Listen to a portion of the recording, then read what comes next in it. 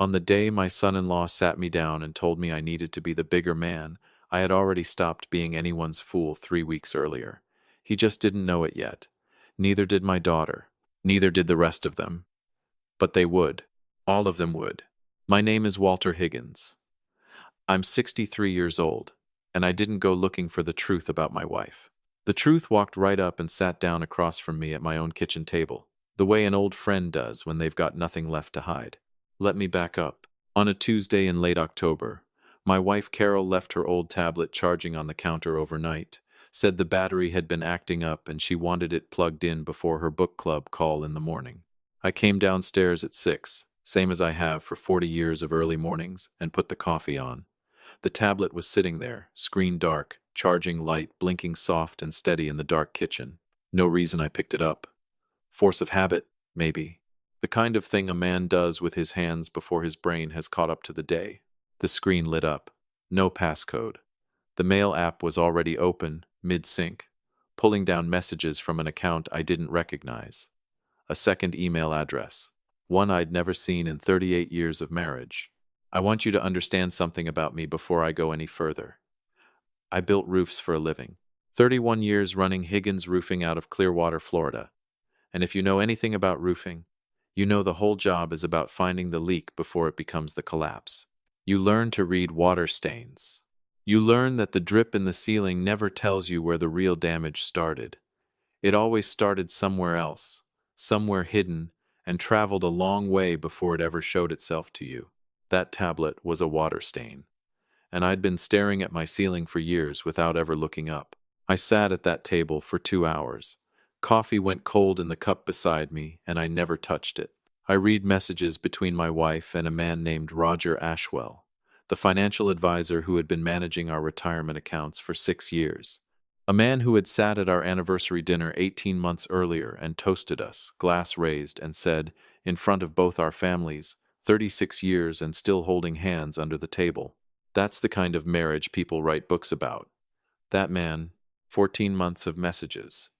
14 months of a woman I had loved without a single reservation since I was 24 years old, planning weekends in Sarasota under the cover of spa retreats with the girls, planning phone calls timed to when I'd be up on somebody's roof with my hearing aids out and my phone buried in my truck. 14 months, while I was still bringing her coffee in bed every single morning of my life, because that's a habit you don't break for anybody, not even when your heart's been quietly bleeding out on the kitchen floor. At 6:40, I heard her footsteps on the stairs. I set the tablet down exactly where I found it, angle and all. Adjusted my face into the same tired, unremarkable expression I wear every morning of my life. "Morning, Walt," she said. Same voice she's used on me for decades, warm and unhurried. "You want your eggs the usual way?"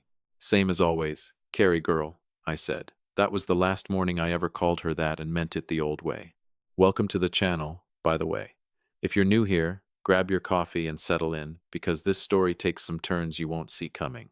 Drop a comment and tell me what state you're watching from tonight. Hit that subscribe button if you haven't yet. You're going to want to be here for what happens next. I want to tell you what the weeks after discovery actually looked like, because I think most folks picture a man my age either exploding at the dinner table or falling apart in the recliner with a bottle of something. That is not what happened. What happened was quieter, and in some ways, it cost me a great deal more. I didn't feel rage in those first days. I felt grief. The particular grief of watching someone you love keep living right beside you. Still humming while she does the dishes, still asking about your knee, still reaching for your hand in the truck at red lights, while some other version of her exists in messages you were never meant to see. Every single night for 3 weeks, after Carol fell asleep, I'd walk out to my garage, sit in my old recliner out there next to the tool bench, and give myself 20 minutes. Just 20. A kitchen timer, the same one Carol uses for her biscuits, set right there on the workbench. 20 minutes to feel every ounce of what I couldn't afford to feel inside that house. Then the timer would go off, and I'd wipe my face, and I'd go back inside, because there was work to be done, and I am not a man who lets work go undone. 3 weeks of silence. 3 weeks of eggs, the usual way, and evening walks around the block and her hand finding mine during the news. Then, on a Sunday evening in mid-November, she turned off the television during my ball game, Dolphins were up by 6, and I remember that detail more clearly than I probably should, because some part of my brain needed to hold on to something ordinary in that moment. Walt, I need to talk to you about something. I already knew, of course. 3 weeks of knowing sat behind my eyes like a stone. But I said, "All right, Carrie, go ahead." She was crying before she'd said 3 sentences, which told me she'd rehearsed this, and told me exactly what reaction she expected out of me. "I did something terrible," she said, "and I need you to let me explain the whole thing before you say anything." "Okay," I said. She told me about Roger, called it a lapse in judgment that got away from her. 14 months is not a lapse in judgment, I thought. A lapse in judgment is forgetting to defrost the chicken. A lapse in judgment is missing a doctor's appointment. 14 months is a decision, renewed every single day, by 2 grown adults who knew precisely what they were doing and chose, morning after morning, to keep doing it anyway. I let her talk. And then she told me the rest of it. Not that she was pregnant, we're past that age, thank God, and I want to say plainly, for anyone wondering, that this story doesn't carry that particular wound. What she told me instead was worse in its own quiet way. Roger had, over those 14 months, moved $11,000 out of a joint investment account we'd built together since I was 30 years old, an account meant for our grandchildren's education, and funneled it into what he called a can't-miss opportunity, an oil lease investment in West Texas that had gone bad within 4 months. He said it would double by spring, Carol said, voice breaking. He said he'd put it back before you ever noticed. I know I have no right to ask you for anything, but I need you to understand I never meant for the money to— How long have you known the money was gone? I asked. She blinked. What? The oil lease. How long have you known it failed? A pause. Just long enough to tell me she'd been hoping I wouldn't ask that particular question in that particular order. About 2 months, she said quietly. 2 months. She had known for 2 months. Sat across from me at dinner for 2 months, discussed our granddaughter's college fund for 2 months, watched me clip coupons for 2 months to save an extra $11 here and there on groceries, all while knowing that $11,000 of that same college fund had evaporated into a hole in the ground in Texas. I nodded slowly. Let the quiet sit there a good long while. I need some time, I said finally. I'm not going to yell. I just need to think. She cried harder. I could see, even through my own numbness, that she mistook my calm for the early stages of forgiveness. She was wrong about that, same as she'd been wrong about a great many things over those 14 months. 5 days later, her whole family showed up at my house on a Saturday afternoon, unannounced, the way a storm front rolls in, whether you've checked the forecast or not. Her sister Denise, her son-in-law Bradley, married to our youngest, Kayla, a man who sells insurance and has never once in 11 years let me forget that he closed more policies last quarter than anyone in his regional office. And my own brother-in-law, Ted, who has never missed a family crisis in 50 years and had absolutely no intention of starting now. They arranged themselves across my living room like a jury that had skipped the part where they read the evidence. Denise sat with her hands folded in her lap, the same posture she's used on me since Carol and I got married. Walter, you have always been such a steady man. This is a painful situation, we all know that, but Carol made one mistake in almost 40 years, and that has to count for something. It counts for a great deal, I said. She blinked, clearly having braced for an argument. She needs your support right now, Denise pressed on, recalibrating. And we're just hoping you can find it in your heart to— Denise. I said her name gently, the way you'd talk to someone you still cared for, because after 30-some years of holidays together, I did. I hear every word you're saying. I just need a little time to figure out the kind of man I want to be on the other side of this. She reached over and squeezed my hand. That's all we're asking, sweetheart. Bradley leaned forward, elbows on his knees, the posture of a man who sells confidence for a living and has never once doubted his own pitch. Look, Walt, I'm just going to level with you, man to man. Please do, I said.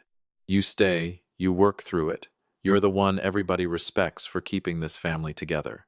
But you leave at 63 years old over a mistake she made? That's how people are going to remember you. That becomes your whole legacy. He said it like he was tossing me a life preserver he'd personally engineered. I looked at him, then at Denise, then at Ted, who was over on my couch working through a full bag of my kettle chips without so much as a glance in my direction, helping himself to the remote control like he paid the cable bill. 50 years I'd known this man, and he still called me Wendell at Thanksgiving more often than not.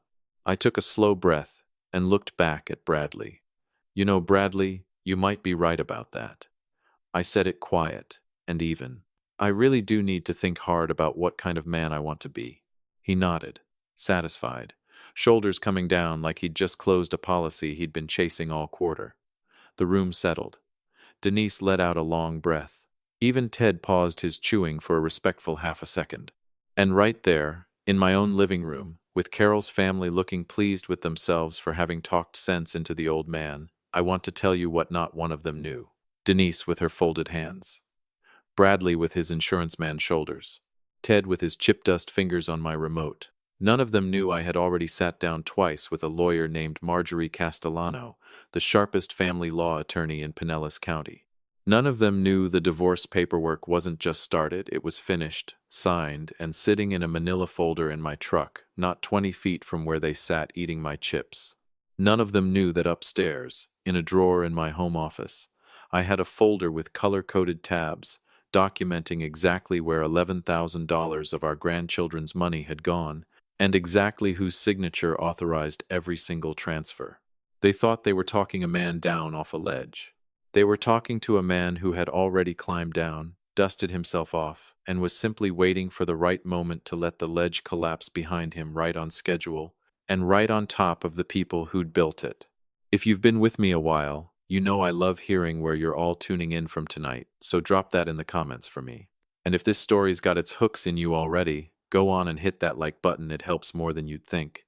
Let me take you back to those 3 weeks of silence, because while Carol was going about her business, and Bradley was rehearsing his little insurance man speech in his head, and Ted was no doubt already scoping out which of my snacks he'd be working through next, I was busy, quietly, deliberately, very busy indeed.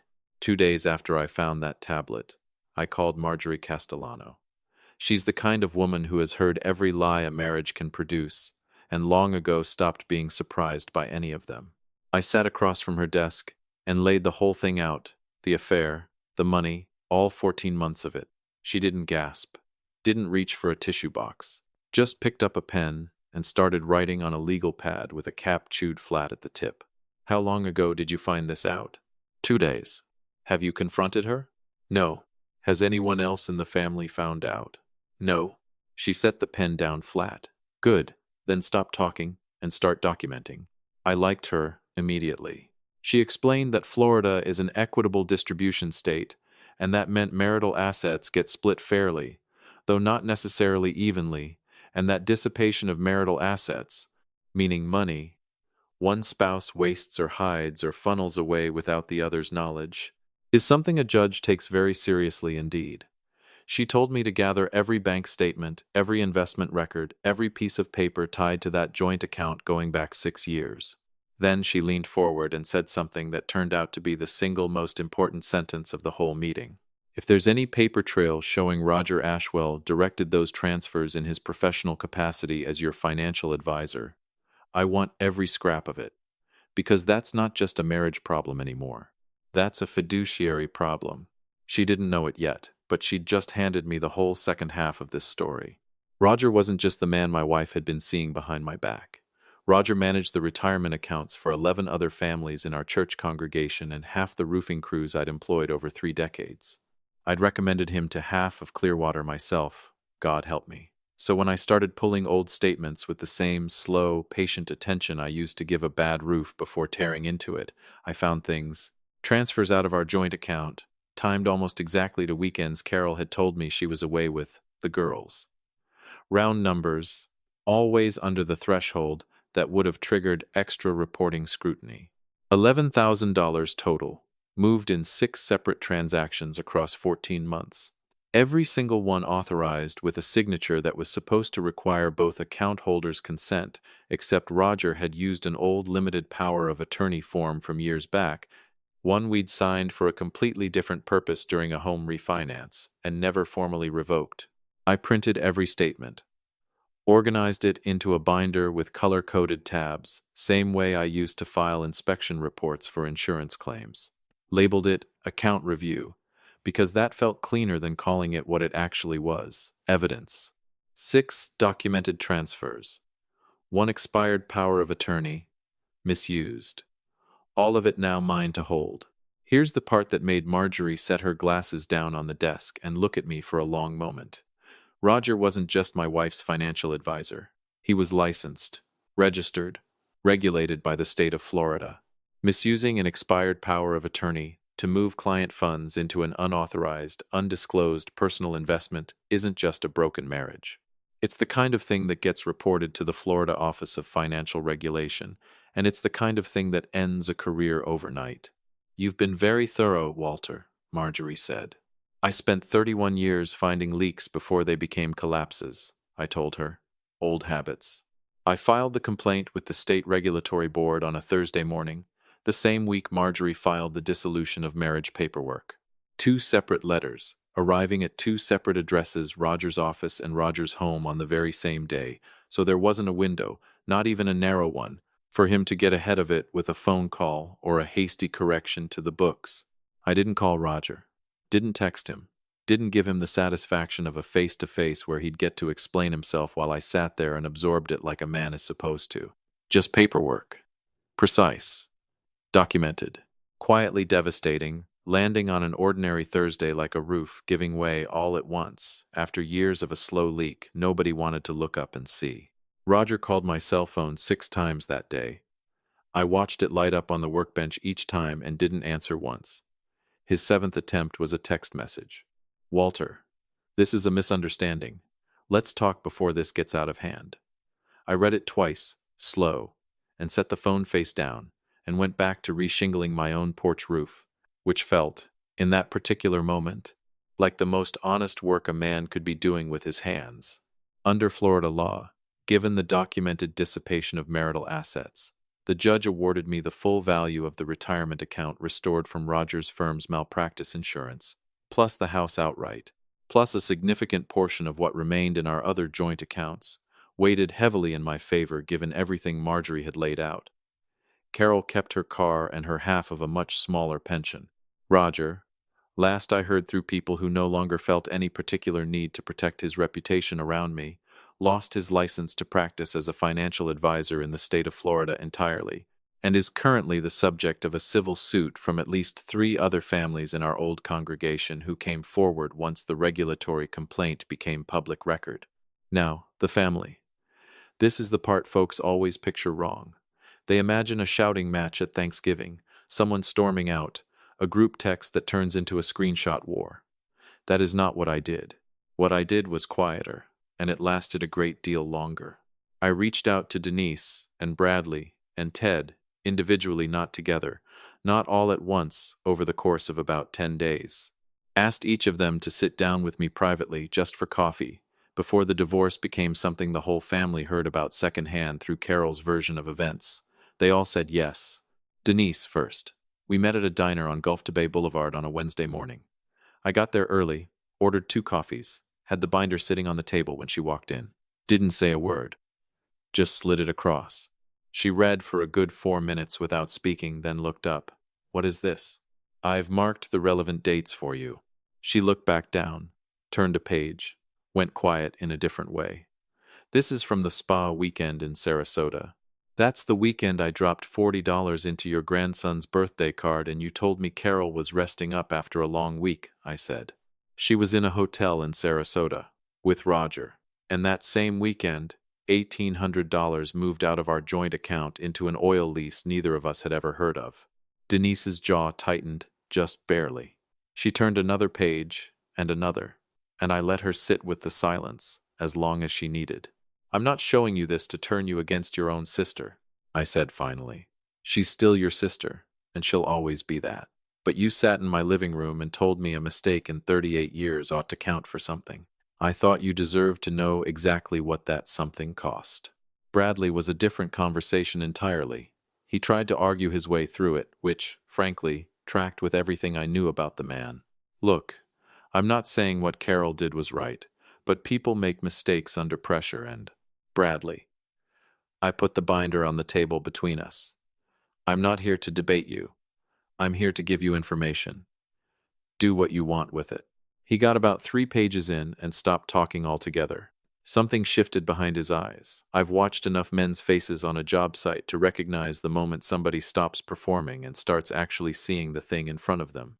You told me, I said quietly, that if I left over this, that would become my whole legacy. My whole reputation, 63 years in the making, undone by one decision. I leaned forward slightly. I need you to look at that binder, Bradley, and tell me honestly whose legacy is actually sitting on this table. He didn't say a word. I picked up my coffee, finished it, and left. Ted got a phone call, not a coffee, because I wasn't sitting across from a man who'd eaten my kettle chips uninvited and called me Wendell at Thanksgiving for round 2 of that particular disrespect. I laid out the situation plainly. He said, well, I'll be about 4 times in under 3 minutes, which was, without question, the most useful exchange Ted and I had shared in 50 years of family gatherings. After that, I stepped all the way back and let the truth do the only thing truth ever does once it finally reaches people who'd been working off a partial story. Within 3 weeks, Carol had stopped calling me altogether and started calling Denise instead, over and over from what I gathered secondhand. The fortress of family support she'd counted on turned out to be built on people who now had questions of their own and receipts they couldn't explain away for her. The story she'd been telling for 14 months was coming apart from the inside, and I wasn't anywhere near the wreckage of it. Not in the room, not on the phone, not even in the same county most days. The divorce was finalized on a Tuesday in early spring. I called Marjorie and thanked her. You were a good client, Walter, she said. Organized, patient, never called me crying at 11 at night. That's the roofing business talking, I told her. You learn to stay calm on a ladder or you fall off it. She laughed. First time I'd heard her laugh in all our months of working together, and it suited her better than I expected. I sold Higgins Roofing that same spring not out of defeat, but because I realized, sitting alone in that house for the first time in 38 years, that I didn't want to spend what time I had left climbing other people's ladders. I kept a small consulting arrangement doing inspection work for insurance companies, work I could do from my own truck, on my own schedule, answering to nobody. My grandson Tyler, 26 years old and sharper than I ever was at that age, had been wanting to start his own small construction outfit for 2 years. I helped him get it off the ground with what remained of my half of the settlement, put my name on nothing, took no ownership, just handed him the client list I'd built over 3 decades and told him the rest was his to earn. Roger and Carol are, as far as I understand it, still together, in whatever fashion 2 people manage after everyone around them has learned exactly what they're capable of. I don't watch for it, and I don't ask after it, because I have considerably better things to occupy my mornings these days.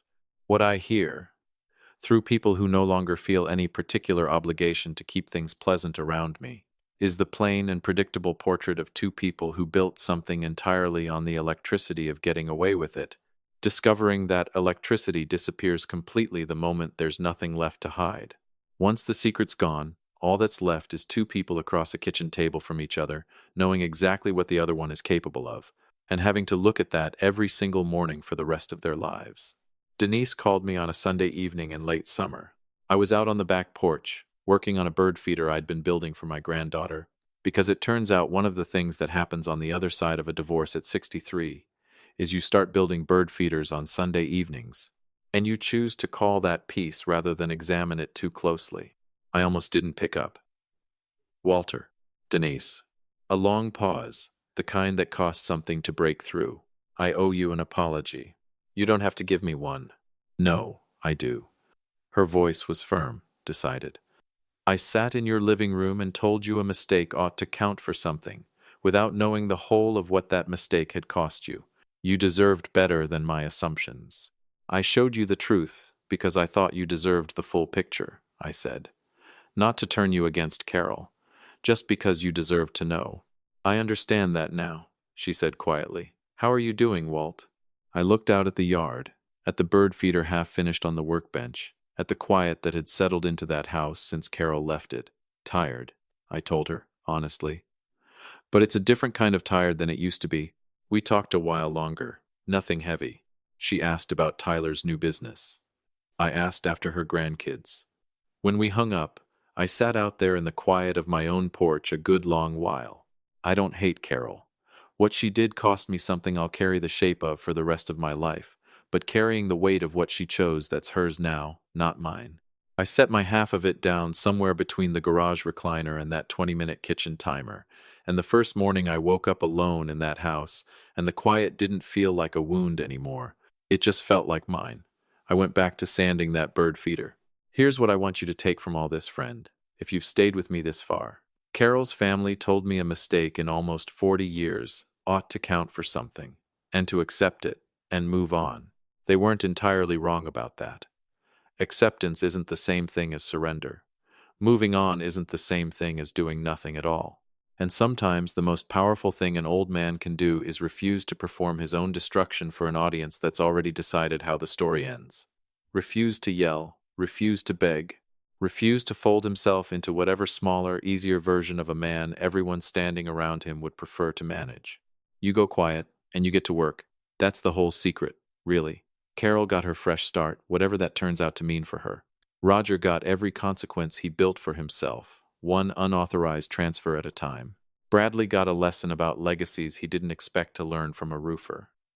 Denise got the truth she was owed, and I got my life back, built into something steadier than anything I had before, out on a quiet porch with a half-built bird feeder and a grandson running his own crew, because an old man decided to hand him a ladder instead of climbing it one more time himself.